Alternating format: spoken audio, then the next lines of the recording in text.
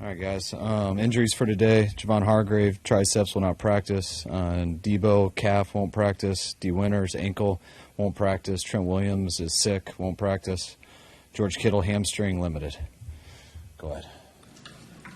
Brock Purdy's full go? Full Everything? Go. Yep.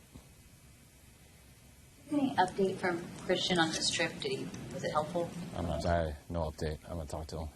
Is there a chance he won't play this season? Not that I know of. I know that you're a big fan of analytics. There's an analytic out there about separation win rate for receivers, and Brandon Ayuk is at the top of that list. I'm just wondering whether you're sort of saying the same thing, that he is separating like he's done in the past. You're saying top as in separating a lot? Yeah, I definitely think he is. You're saying the analytics matches that?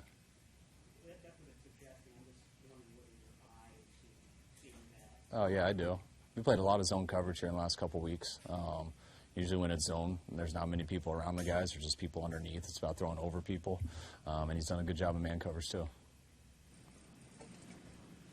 How do you think it's going defensively? Obviously, the stats aren't there. You mentioned guys are getting open deep. We asked you then, is there something structurally that's going wrong here, or how do you circle what's been happening on these? I think all three levels have had an issue at times. I think that we played good at times too. I didn't say a lot of guys are getting deep on us. On both of them. It's been twice in 3 games, which were big ones. But when you have the PIs, those are too big of penalties too. But 2 guys have gone by our defense.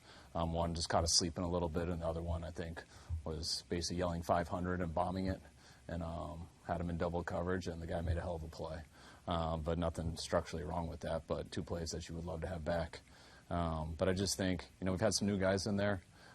We've had moments where we've been strong, but we're not playing up to how we usually do, and we got to make sure to get back to playing that way. Brandon Staley's role been in these first few games, and could you see this evolving as the season goes? Evolving in what? His? Doing more things, doing different things? No, he does. He works like all the other coaches do, and he's the same as all the other coaches. He's not here to do anything extra than that. That's what you're asking. For so long, you guys you relied on your front four to generate most of your pass rush. Without Javon now, especially, do you feel like you have enough there to do that, or do you see maybe adjustments having to be made in terms of? You got to have plans for that, and we do when Javon's here. You would love to always get there with front four. That's the goal. Getting there with 4 and having 7 guys in coverage makes it a lot harder for the offense. But if you can't do that, you got to mix it up. We mixed it up throughout the year. I thought our D-line last week affected the quarterback the most that they had in their 3 games. I thought they had one of their better games. But it's a huge loss losing Javon. Guys going to have to step it up, and when you don't have the rush, then you got to turn to other things schematically. What does Mayo's defense look like? What's that challenge going to be this week? It looks very similar to how it's always looked in New England.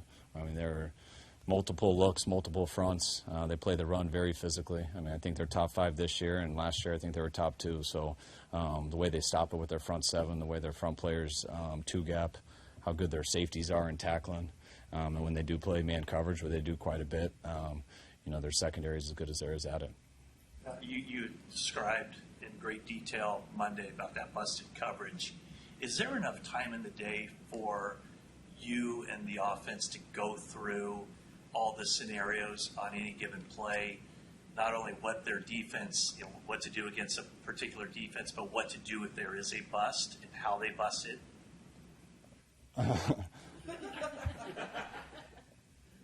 That makes no sense. I'm sorry. You don't go through when people mess up what to do. That's off schedule is what people call it. And when it happens, you hope people see it. But you don't sit there and make up stuff all week and go through it. Hey, if I make this up, I want to prepare you for what you need to make up at the time. So that would be something that no one would ever do. But you did mention that I did the right thing. Yeah. Do you have general rules in place for that kind of stuff? Yeah, when no one's there, like just if they had 10 people on the field and no one lined up over the receiver, we don't want him to just sit there and run a slant. I hope he puts his hand up and runs a go route so he walks into the end zone, and I hope the quarterback's looking that way and sees it. And be the same thing. When a corner's supposed to play deep half and he sits at the line of scrimmage and they have two people and you're going to run your route and no one's there, you look up and do the same thing. But that's something that happens in football a lot, happens throughout the games, and that was a big one because it happened at the end, but we just didn't fall into it the right way. That feel on off-schedule play, something that you would develop in training camp, and that. No, the other 10 plays that Brock scrambled on and did, those are off-schedule plays like that we did throughout the game. But what you guys are getting at a busted coverage is just, sorry, but it's way off. Like that's not really part of something it's off-schedule plays that, I think Brock's done a really good job of finding those guys. He didn't find them there.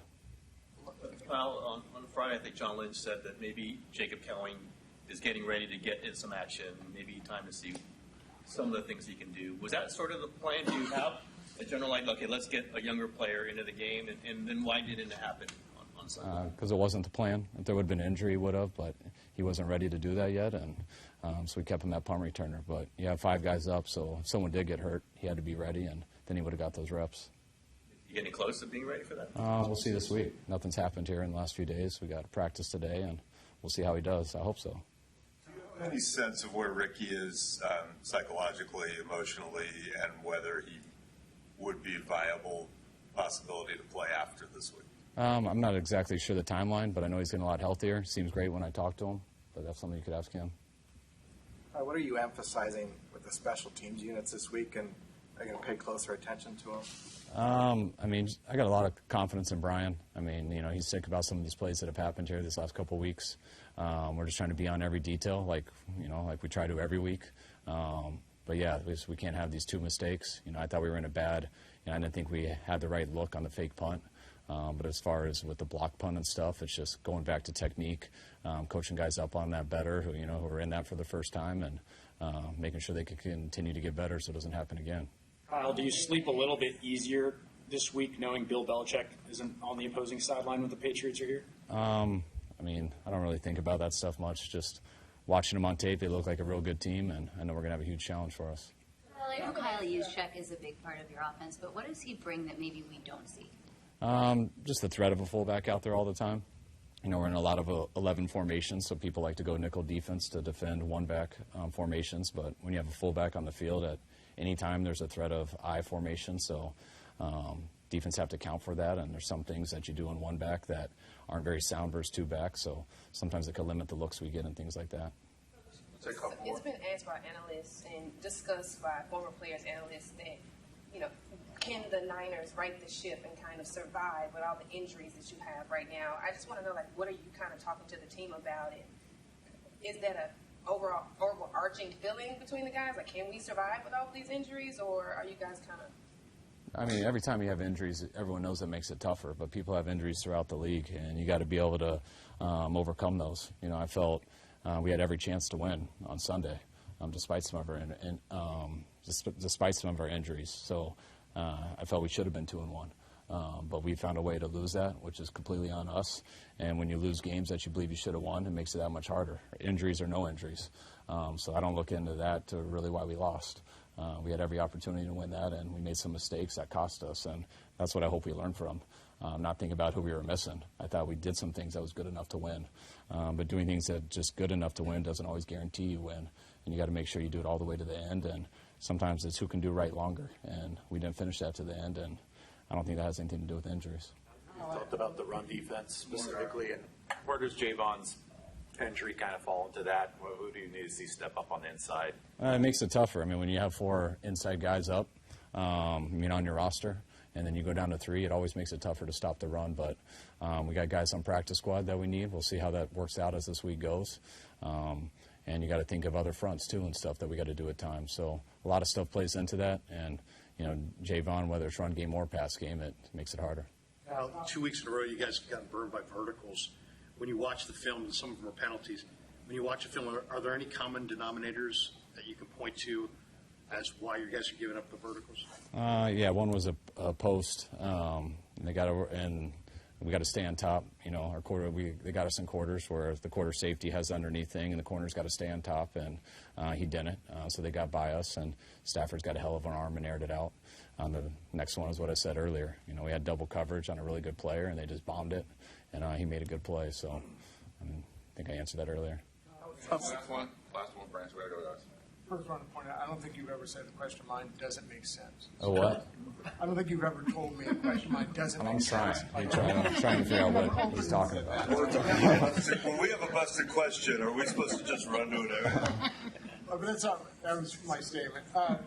Brock had 10 runs. I realized at least two of those were quarterback sneaks. But is that? I mean, usually he doesn't scramble that much. Is that probably a couple reasons for it? But is it partly a function of him not having all his guys, normal guys out there? No, I think you got a lot of three-man rushes. When you have a three-man rush, usually that's the number one thing. You stay in the pocket and try to buy time, and once they eventually get you out of the pocket, you have 8 guys looking at you, and you break to get someone to come up to open people up, and if they stay in coverage, then you take what you can get. A couple times, he jumped the cadence a couple times, and he had to just get up in there and break out. But I think, with the number being so high, I think it had to do with a few quarterback sneaks and a number of three-man rushes. And then the typical 3 times that it happens other plays. All right, guys.